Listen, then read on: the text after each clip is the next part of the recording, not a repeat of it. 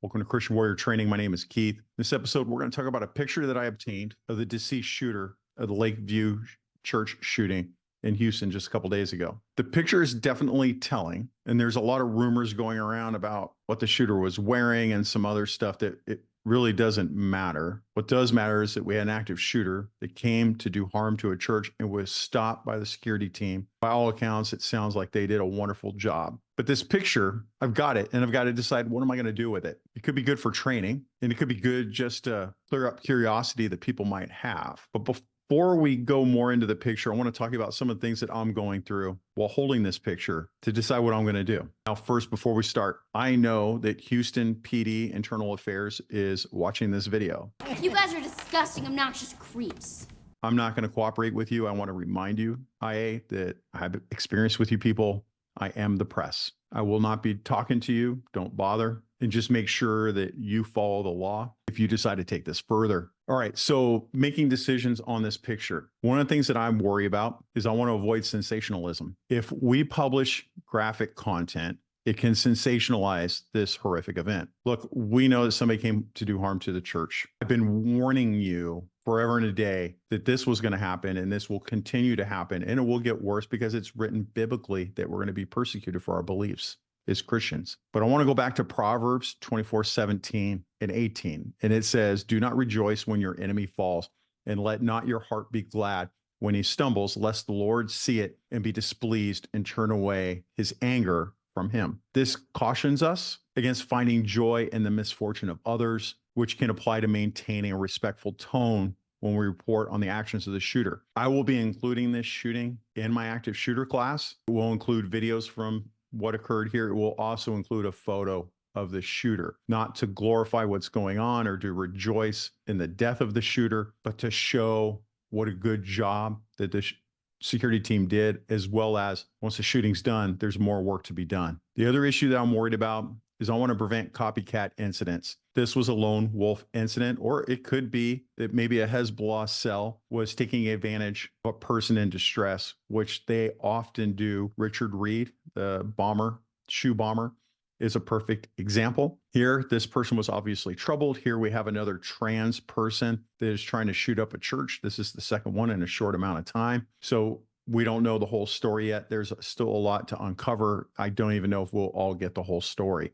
But I worry about preventing copycat incidents. If you publicize the image of the shooter, it could inadvertently glorify the actions of that person. And I'm not going to refer to him as he or she because I really don't care. They're the shooter. Romans 12:2 tells us, "Do not conform to the pattern of this world. Be transformed by the renewing of your mind. Then you will be able to test and approve what God's will is, his good, pleasing, and perfect will." This teaches us to avoid perpetuating harmful patterns and to seek a higher path. I also want to maintain a focus on positive change. Okay, so I want to highlight the actions of the security team, the first responders, the resilience of the community, and not focus on the shooter. The other thing I want to do is to encourage forgiveness and healing. I don't agree with the shooter, but I forgive the shooter for what occurred, but you still have to deal with the consequences. And I know that's hard for a lot of people. If I show that image, I'm worried that it'll stoke anger and it's going to hinder that forgiveness process, which is central to our teachings. Colossians 3:13 says, "Bear with each other and forgive one another. If any of you has a grievance against someone, forgive as the Lord forgave you." Now, this emphasizes the importance of moving forward from tragedy with grace. So the photo, I've got the photo, kind of established that. And I'm looking at the photo right now. I'm going to describe what's in the photo, but I'm not going to share it with you because I don't want to glorify the shooter for all the reasons I just talked about. And the other issue, the one thing I didn't talk about was I don't want to mess up the police investigation. The police have a large this may turn into a bigger thing. As an example, I told you that a Hezbollah cell could have recruited this person because they are vulnerable due to mental illness or being possessed or what have you. They are using that person to go forth with their evil. We would still need to uncover who those people are. And the picture could disrupt that investigation. Now, look, when I look at the photo, there's a lot of people saying the person was wearing some kind of a burqa or something like that. 100%, I'm looking at a trench coat. The other people said they were wearing a hijab when they came in. I'm not seeing a hijab. I am seeing a backpack. And I'm seeing that obviously is a threat. With that said, we need to stop speculating as a community and just take the information from reliable sources, which I hope you look at me as a reliable source. They can put this information out to you guys, and then we can make our churches better.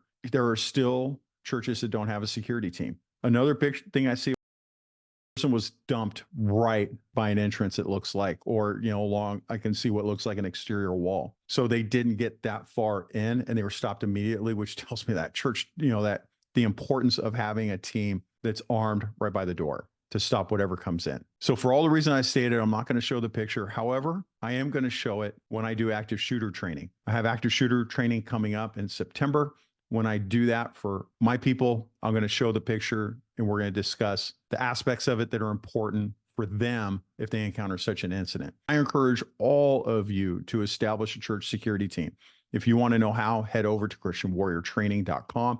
I have tons of resources on how to start a team. You can go over to courses.christianwarriortraining.com and you can get free online training. Everything is free. I don't charge anything. It's my gift to you as fellow Christians. I just want you to keep your church safe. The most important aspect at looking at this picture, the most important aspect that I can take from this is remember your ABCs. Always be caring.